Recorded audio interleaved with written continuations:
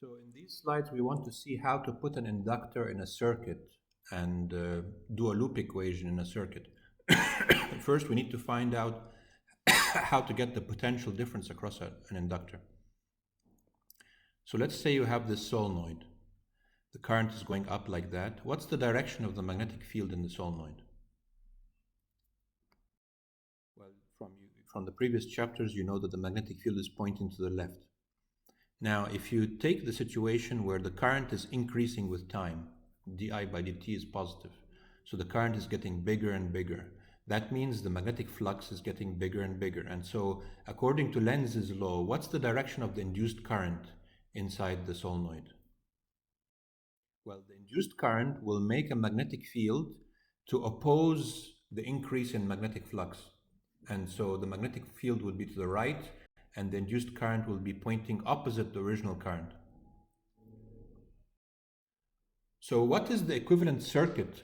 How could I replace this inductor and put instead of it some kind of circuit element? What is this inductor trying to do? It's trying to make a current pointing opposite the original current. So it's as if it's like a battery with the positive side of the battery to the left and the negative side of the battery to the right, or a source of EMF. So actually it's behaving as if you have a source of EMF where the positive side, or a battery, positive side to the left and negative side to the right, and the magnitude of the EMF is L magnitude of di by dt. This is how it appears to be behaving, because it's trying to make a current opposing the original current. Now, what if you wound the wires the opposite way? Instead of wrapping it around in the front and then going to the back, what if you wrap it at the back and go to the front? What will the direction of the magnetic field be in the solenoid in this case? Well, from what you know from before, the magnetic field will be to the right. And take the same situation now where the current is increasing with time. What would the direction of the induced current be in the circuit? Well, the magnetic field, the current is getting bigger, so the magnetic flux is getting bigger. So you want to make a magnetic field to oppose the increase in magnetic flux. So the induced magnetic field will be opposite the original one. And what kind of current would produce this kind of magnetic field to the left? A current like this one, going opposite the original one. So actually, this case is exactly the same case as the previous one. It doesn't matter the way the wire is wrapped around the solenoid. So the equivalent circuit element then will also be exactly the same. And you have an equivalent circuit element as if you have a source of EMF or a battery with the plus side on the left and the negative side on the right. So the conclusion of this is that if you take point A to be this point where the current is going in, and point B is where the current is going out, and if the current is increasing with time, then the potential at A is bigger than the potential at B. We said that it behaves as if it's a battery with the plus side on the left, so VA minus VB is positive.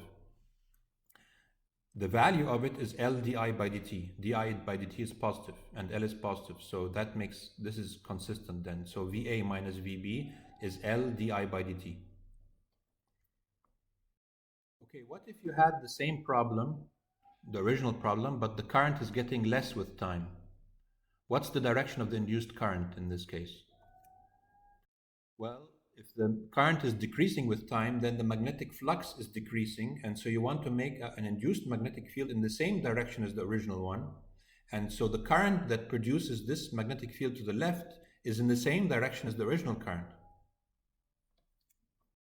And so what would the equivalent circuit element be in this case? Well, it's as if you have a battery, but now the plus side is on the right and the negative side is on the left, because it's trying to make a current in the same direction as the original one. And the magnitude of the EMF is L di by dt, magnitude. What if you wrap the wire around the solenoid the other way? Of course, we predict it's going to be exactly the same, but let's just see and prove that that's the case. So if now di by dt is less than 0, what's the direction of the induced current? Well, if the current is getting less with time, then the magnetic flux is getting less, then you want to make an induced magnetic field in the same direction as the original one to prevent the magnetic flux from getting smaller. And what kind of current would make this induced magnetic field? One that's going down this way, which means it's in the same direction as the original one. And so what kind of circuit element would behave the same way as this, the way the inductor is behaving? It's one, again, where the positive side is to the right and the negative side is to the left. So we can also know now what the potential difference is across the inductor. If the current is going in at A, the potential at A, now we expect VA minus VB to be negative, because we said that the positive side of the battery, or the equivalent circuit, equivalent battery, is to the right, not to the left. So the A is at a lower potential. Now let's see if we write down VA minus VB to be the same form that we wrote before, L di by dt. Will it give us this property that VA minus VB is negative? Yes, it will, because di by dt is negative. So that means writing down VA minus VB to be L di by dt, such that the current is going in at A. This is very important. The form of VA minus VB is the same no matter if the current is getting bigger with time or smaller with time. It gives you the correct potential difference in both cases. So we can make a general rule now for any kind of inductor. If you want to get the potential difference across the inductor, if the current is going in at A and going out at B, then VA minus VB is L di by dt. And it doesn't matter if di by dt is positive or negative, it'll always be the correct equation. If di by dt is positive, then the A is at a higher potential than B. If di by dt is negative, then A is at a lower potential than B. So this is a general rule that works for any kind of circuit.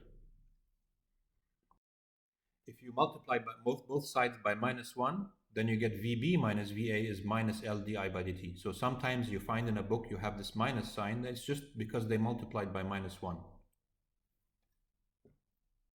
So now let's say you have a circuit with a source of EMF and a resistor and an inductor and a switch, and you close the switch and you want to get the loop equation for this circuit. We want to show how to get the loop equation. So first, let's do it very systematically. Let's get VD minus VC. What's that equal to? Of course, it's the EMF of the battery, a positive number. Now, VA minus VD. Of course, that is negative. It's minus IR. Now, VB minus VA. And here is where the issue, the trick comes. You have to get the potential difference across the inductor correctly. The current is going in at A and it's going out at B. And we're interested now in VB minus VA, not VA minus VB. If you go back to the previous slides, VB minus VA is minus L di by dt. So this is where the tricky issue is of how to apply the inductor in a loop equation. Go back to the previous slides if you don't remember how that came about, and see if you understand it, and go back again. Now, VC minus VB is 0, because this is just an ideal wire. So now if you take the sum, all the left-hand side, everything cancels. VD minus VD, VB minus VB, and VA minus VA, and VC minus VC. So the left-hand side gives you 0, and the right-hand side gives you epsilon minus IR minus L di by dt. And so now you're able to write down the loop equation that involves an inductor.